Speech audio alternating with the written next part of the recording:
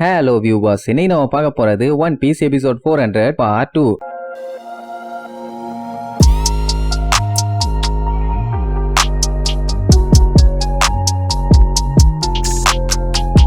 Open பண்ணா போன பாட்டுல அந்த ரெய்லி கதையா கோல்டடி ரோஜரை பத்தி சொன்னாருல்ல, அதை கேட்டுட்டு நம்ம லூஃபிக்கெல்லாம் அப்படியே புல்லரிச்சு போயிரும். அவங்களுக்கு மட்டுமா எல்லாருமே அப்படியே ஆடி போய் உட்கார்ந்து இருப்பாங்க. பின்ன கோல்டடி ரோஜர் என்னென்னலாம் வேலையை பண்ணியிருக்காரு. ஆனா ரோஜரோட கதையை மத்தவங்க சொல்றதுக்கும் இப்ப இவரு சொல்றதையும் கேட்கும் போது டோட்டலாவே டிஃபரெண்டா இருக்குது. மொத்தத்துல இதெல்லாம் கேட்கும் போது என்ன புரியுது, இப்படி ஒரு கிரேட் பைரட் யாராவ கோல்டடி ரோஜர் வேணும்னே கிரியேட் பண்ண மாதிரி இருக்குல்ல. ரெய்லிய பொறுத்த வரைக்கும் அதை அப்படியும் சொல்லிட முடியாது. ஏன்னா ரோஜர் செத்து போயிட்டான். அவன் உயிரோட இருந்திருந்தான்னா அந்த எராவை அவர் தான் கிரியேட் பண்ணாருன்னு சொல்லலாம். இப்ப அப்படி ஒரு எரா கிரியேட் ஆயிருக்குன்னா அதெல்லாம் வாழ்ந்துட்டு இருக்க இவங்களால மட்டும்தான் முடியும். ஆனா அவனுக்கு தெரிஞ்சு ரோஜர்ட்ட இருந்து கண்டிப்பா ஏதாவது ஒரு விஷயத்த அவங்க கத்திருப்பாங்கன்னு சொல்லி நம்புறான். அதான் அந்த டவுன் ஸ்கொயர்ல எக்ஸிக்யூட் பண்ணாங்கல்ல அந்த டைம். இதெல்லாம் நம்ம லூஃபி தின்னுட்டே கேட்டுட்டு இருப்பானா. அப்போ ரெய்லி உன்னோட ஃப்ரெண்டு ஷாங்ஸும் அவங்க கூட்டத்தை சேர்ந்தவன் தான் சொன்ன உடனே ஷாங்ஸ் உங்களுக்கு தெரியுமான்னு கேப்பான். அட அவன் மட்டும் இல்லப்பா பகிய தெரியுமான்னு கேப்பாரு. உடனே நம்மளுக்கு மூஞ்சி எல்லாமே கொஞ்சம் கொடூரமா மாறும். ஏன்னா பகிய கண்டாலே அவங்களுக்கு பிடிக்காது. உங்கள யார் யாருக்கெல்லாம் அந்த பகிய பிடிக்குமோ கீழே கமெண்ட் பண்ணுங்க. பிடிக்கலன்னா பரவாயில்ல, பிடிச்சவங்க யாருன்னு கமெண்ட் பண்ணுங்க. அவங்க ரெண்டு பேருமே எங்க கப்பல்ல அப்ரண்டிஸ்னு சொல்லுவாரு. அவ்வளவுதான் லூஃபியால ஷாக்கு தாங்க முடியல.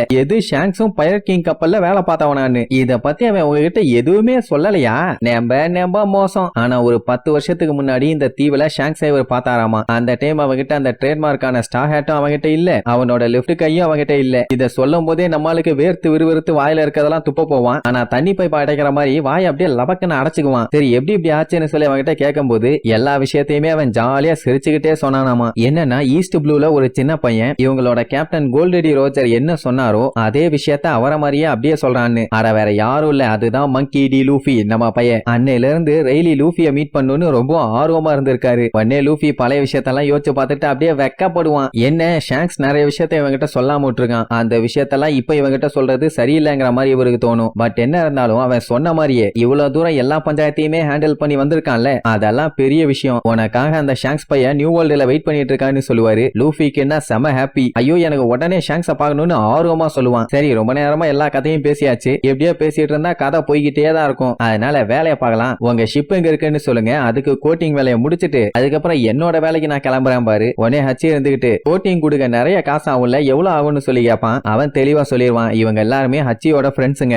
அப்படி இருக்கும்போது நான் எப்படி அவங்க கிட்ட காசு வாங்குவேன், நீ ஒண்ணு கவலைப்படாத நான் பாத்துக்கிறேன். உடனே எல்லாத்துக்குமே செம ஹாப்பி. பின்ன காசு வாங்காம இவ்வளவு பெரிய விஷயத்த ஓசிலேயே பண்ணி கொடுத்தாருன்னா சந்தோஷமா தானே இருக்கும். அதுவும் நமியோட கண்ணுல பாக்கணுமே. காசை மிச்சம் பண்ணிட்டோங்கிற சந்தோஷம். ரோபின் அந்த ஸ்கை ஐலாண்டுல இருந்துச்சே கோல்டடி ரோஜர் எழுதி வச்ச ஒரு பெரிய கல்வெட்டு, அந்த விஷயத்தையும் சரி இவங்க ஐலாண்டு எரிஞ்ச விஷயம் அது இதுன்னு சொல்லி எல்லாத்தையுமே பயங்கரமா யோசிச்சு பார்த்துட்டு ரெய்லி கிட்ட அந்த கேள்வியை கேப்பா. கோல்டடி ரோஜரோட உண்மையான எண்ணம் தான் என்னன்னு. ஏன்னா கோல்டடி ரோஜரோட பேரு ஸ்கை ஐலாண்டுல பார்த்த ஆன்ஷியன்ட் பானகிளிஃப்ல செதுக்கப்பட்டிருந்துச்சு. எப்படி அவரால் அந்த ஒரு ரைட்டிங் எழுத முடிஞ்சது? ஏன்னா அது சாதாரண விஷயமே இல்ல. நான் எல்லாத்தையும் இங்க தான் செஞ்சேன், இத வச்சு நான் பூமியோட எண்டுக்கே உங்களுக்கு ரூட் காட்டுவேன் அப்படின்னு சொல்லி தான் அவரோட பேரை எழுதி வச்சிருப்பாரு. இந்த உலகத்துக்கு அந்த காலத்துல அப்படி என்ன ஆச்சுன்னு உங்களுக்கு தெரியுமா? ஏன்னா அந்த சம்பவம் எல்லாம் நடந்தது 900 வருஷத்துக்கு முன்னாடி பிளாங்க் செஞ்சுரியில. உங்களுக்கு நிஜமாவே என்ன நடந்துச்சுன்னு தெரியுமான்னு கேட்டவனையே அவனோட அடுத்த வார்த்தை ஆமா எங்களுக்கு நல்லாவே தெரியுமா. அவங்க தான் ஜேர்னியவே முடிச்சிட்டாங்க, இவங்களுக்கு தெரியாத விஷயம் ஏதாச்சும் இருக்குமா என்ன? அப்படி அவன் சொன்ன கேட்டுட்டு பயங்கரமா ஷாக் ஆவா. என்னன்னா இவங்க மொத்த ஹிஸ்டரியுமே படிச்சிட்டாங்களாமா. ஆனா அதுக்காண்டி அவன் எல்லாத்தையுமே சொல்லல. ரோபினுக்கு ஒரு அட்வைஸ் பண்ணுவான். ஏன்னா இவ ரொம்ப அவசரப்படுறாளாமா. உங்க கப்பல்ல டிராவல் பண்ண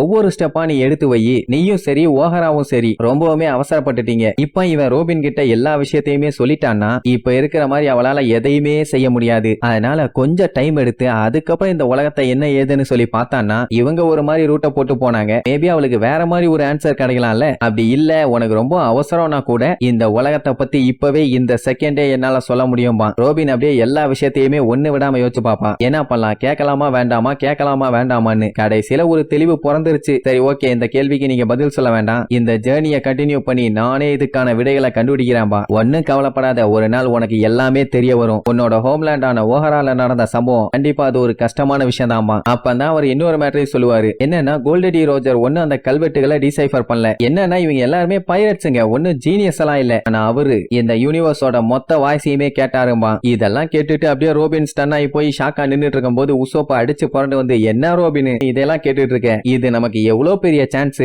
இந்த மாதிரி டைம்ல இப்படியா கேள்வி கேட்பாங்க, இப்ப பாருன்னு சொல்லி அடிச்சு புரண்டு போய் நான் உங்ககிட்ட ஒரு கேள்வி கேட்கணும், இருக்கா இல்லையா, பாத்துருக்காங்களா பாக்கலையா, நம்பலாமா நம்ப கூடாதா அப்படின்னு ஒன் பீஸ் இருக்குதா இல்லையான்னு தெரிஞ்சாகணும்னு சொல்லி கேட்பான். அடுத்த செகண்ட் லூஃபி சும்மா கொலவெறியோட கத்துவான். அவன் அப்படி காண்டானதை பார்த்துட்டு உசோப்பே ஒரு செகண்ட் மிரண்டுருவான். அட என்ன மேட்டர்னா லூஃபியை பொறுத்த வரைக்கும் அந்த ட்ரெஷர் இருக்குதா இல்லையான்னு தெரிய வேண்டாம், எங்க இருக்குதுன்னு தெரிய வேண்டாம், ஆனா அதை தேடி இவன் போவானாமா. ஏன்னா அது இருக்குது, நிறைய இருக்குதுங்கிற ஒரு நம்பிக்கையில தான் இவங்க எல்லாரோட லைஃபையுமே இப்ப கடல்ல கொண்டு வந்து இறக்கி இருக்கானுங்க. இப்ப மட்டும் ரெய்லி மேட்டர் என்ன ஏதுன்னு சொல்லிட்டான்னா இவங்க கப்பல்ல ஜாலியா அட்வென்ச்சர் பண்ணி போறது எல்லாமே கெட்டு போயிருமே. இல்லன்னு தெரிஞ்சா இல்லாத விஷயத்தை எதுக்கு தேடி போகணும்னு சொல்லி மனசு உடைஞ்சிரும். இருக்கு, அதுவும் எங்க இருக்குன்னு தெரிஞ்சா இவங்க மத்த எதையுமே எக்ஸ்ப்ளோர் பண்ணாம அதை மட்டுமே போக்கஸ் பண்ணி அதை தேடி போவாங்க. இதெல்லாம் தேவையாடா வெண்ண, அது ஒரு போரிங்கான அட்வென்ச்சர்னு சொன்ன உடனே உசோப்புக்கு புரிஞ்சு போச்சு. சாரிப்பா நான் கேட்டதெல்லாம் தப்புதான், என் வாயை மூடிட்டு இருந்திருக்கணும், அவசரப்பட்டு கேட்டுட்டேன், நல்ல வேலை அவர் சொல்லல, ஃப்ரீயா விடு, நீ பேசினதை கேட்டு எனக்கு வியாதி வந்துருச்சு, நான் இன்னும் கொஞ்ச நேரத்துல செத்து போயிருவேன் அப்படி இப்படின்னு சொல்லிட்டு ஃபன் பண்ண ஆரம்பிச்சிருவான். அப்ப ரெய்லி நம்ம லூஃபியா பார்த்து உன்னால இத பண்ண முடியும்னு நினைக்கிறியா, ட்ரெயின்லைன்ல நீ இமேஜின் பண்ணி பார்க்க முடியாத அளவுக்கு இன்னும் பெரிய பெரிய சிக்கல்லாம் இருக்குது, அதெல்லாம் தாண்டி உன்னால வர முடியுமா,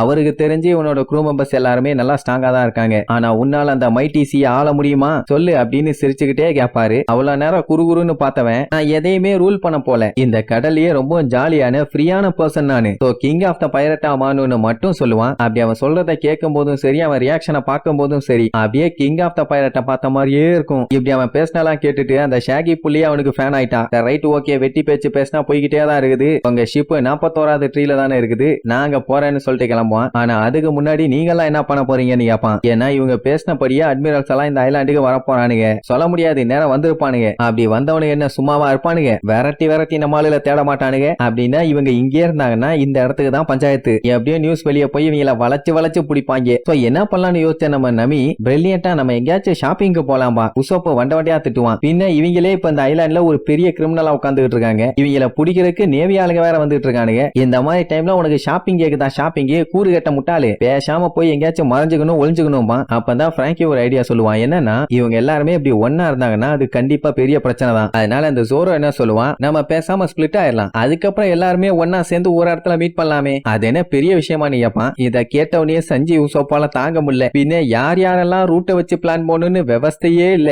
இவெல்லாம் பிளான் பண்றானேங்கிற மாதிரி தான் கூடுவாங்க. அப்புறம் என்ன பண்ணுவாங்க, ஷாகி கிட்ட ஒரு விவரு கார்டு வாங்கிட்டு ரெய்லி ஒரு பிளான் பண்ணுவாரு. என்னன்னா இப்ப இவரு போற இடம் 41, அங்கதான் நம்மள கப்பல் இருக்கு, இவரு போய் கோட்டிங் கொடுப்பாரு, அதுக்கு கிட்டத்தட்ட 3 நாள் ஆகும், அதுதான் இப்ப நம்மளுக்கு பஞ்சாயத்து 3 நாளான்னு நிறைய நாளுக்கு தேர்றாங்களே, அதுக்கு தான் பதறாங்க. இப்ப என்னன்னா இவங்க வாழ்க்கையே இதை நம்பிதான் இருக்குது, அதனால கொஞ்சம் பொறுமையா தான் இருக்கணும், அவனால முடிஞ்ச அளவுக்கு சீக்கிரமா முடிச்சு காட்டுறாமா, ஆனா பிரச்சனையே 3 நாள் இங்க தங்கறது மட்டும்தான், எப்படியும் விரட்டி விரட்டி தேடுவானுங்க, அதனால மெரைன் கிட்ட உஷாரா இருக்கணும்ல. இப்ப இவன் இந்த விவரு கார்டு எதுக்கு கொடுப்பான்னா 3 நாள் ஆனதுக்கு அப்புறம் இவனை தேடி எல்லாம் கிளம்பி வரணும், இவன் அந்த 41வது ட்ரீ கிட்ட தான் இருப்பான்னு சொல்ல முடியாது, மேபி வேற எங்கேயாச்சும் கூட இருக்கலாம், அதை நீங்க தான் பார்த்து பக்குவமா வரணுமா. இல்ல சரி ஓகே, உடனே ஓகேப்பா நான் போய் கோட்டிங் கொடுத்துட்டு உங்களுக்காண்டி வெயிட் பண்றேன், சாட்டு புட்டுன்னு வந்து சேருங்க, இந்த 3 நாளைக்குள்ள உங்களுக்கு என்னென்னலாம் தேவையோ அது எல்லாத்தையும் முதல்ல வாங்கிருங்க, ஏன்னா நீங்க அடுத்து போறது அண்டர் வாட்டர் வாயேஜ், அதுவும் எங்க ஃபிஷ்மேன் ஐலாண்டுக்கு, இங்க கேமியும் ஸ்டார் ஃபிஷும் மாத்தி மாத்தி நம்மளுக்கு தேங்க்யூ சொல்லுவாங்க, ஏன்னா அவங்க தானே வந்து இவ உயிரியே காப்பாத்தினது, அச்சிக்கு தான் ரொம்ப கவலையா இருக்கும், ஏன்னா அவனாலதான் இவங்க எல்லாத்துக்கும் பஞ்சாயத்தாமா. லூஃபி ஆனா இழிச்சுக்கிட்டே கேட்பான். இப்ப என்னன்னா ஹச்சிக்கு ஃபிஷ்மேன் ஐலாண்டுக்கு ரூட் நல்லாவே தெரியும், அதனால ரூட்டை பத்தி எல்லாம் கவலைப்படாதீங்க, எல்லாத்தையும் நான் பாத்துக்கிறேன், ஆனா நேவி ஆளுங்க கிட்ட இன்னும் ஒரு 3 நாளைக்கு மட்டும் மாட்டிக்காதீங்க, மாட்டினீங்கன்னா சம்போ அப்புறம் அம்போ தான். சரி ரைட்டு, 3 நாளைக்கு அப்புறம் எல்லாம் மீட் பண்ணலாம்னு சொல்லி அவங்க எல்லாரோட கையிலயுமே அந்த விவரு கார்டை கொடுத்து விட்டுருவாங்க. உடனே லூஃபி இருந்துகிட்டு யாரும் செத்துக்கிட்டு தொலைஞ்சிடாதீங்க, பத்திரமா வந்து சேருங்கம்மா, உசோப்புக்கு தான் தூக்கி வாரி போடும், ஏன்டா நல்ல விதமா பண்ணிட்டு இருக்கோம்ல, இதுக்குடா தேவையில்லாம சாவ பத்தி எல்லாம் பேசிட்டு இருக்கேன்னு. 3 நாள் எங்க போலான்னு யோசிப்பாங்க. உடனே லூஃபி சொன்னது அம்யூஸ்மெண்ட் பார்க்குக்கு போலான்னு, எல்லாம் வண்ட வண்டியா திட்டுவாங்க. அப்படியே கட் பண்ணா நேவி வார்ஷிப் ஒரு வழியா அந்த ஐலாண்டுக்கு வந்து சேர்ந்துருச்சு. அந்த ஷிப்பை பார்த்தோன்னே அங்க இருக்க மக்கள்லாம் அடிச்சு புரண்டு ஓடுவாங்க, ஐயோ வந்துட்டானுலேன்னு. அவனுங்க வரும்போதே அப்படியே சுட்டுக்கிட்டே தான் வருவானுங்க. அதுல வந்த பீரங்கி குண்டுல அந்த கிசரு அப்படியே டிராவல் பண்ணி வருவான். வந்தவன் எல்லாத்துக்கு முன்னாடி நான் தான் கிசரு, நான் வந்துட்டேன் ரெஸ்பாண்ட் பண்ணுங்கன்னு சொல்லி அவன் போன்ல யாருகிட்டயோ பயங்கர டெரரா பேசுறதோட